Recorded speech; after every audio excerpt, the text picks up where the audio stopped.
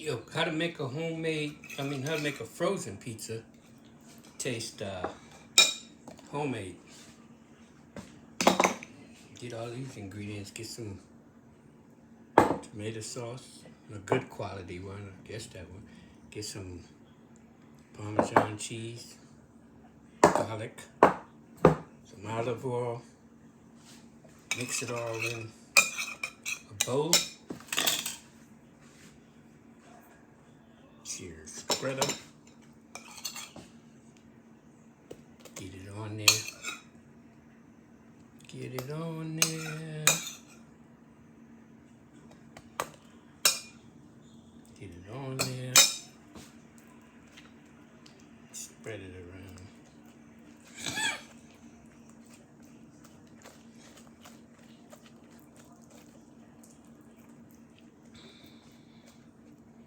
I need more. Damn it, just like a watercolor paint. I never put out enough paint. Always got to go dipping back in. They tell you to put more paint. I should have put more tomato sauce. All that good stuff. Well, you know what, anyway. The pizza got, oops. Damn it, my oven went off. Oven. Well, anyway, we're not going to use the pizza setting anyway. We're going to use 3/7. I ain't using the pizza setting to burn my damn pizza up. Nope. I know what to do with it. Let's get this pizza in here just like that. I spread the rest of the stuff as it heats up. Let's get that in that toaster oven.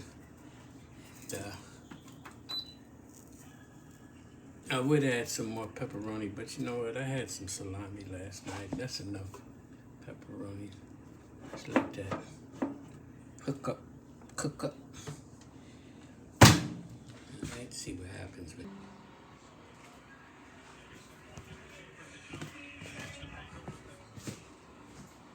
Yeah, so this is the pizza with my added ingredients, some extra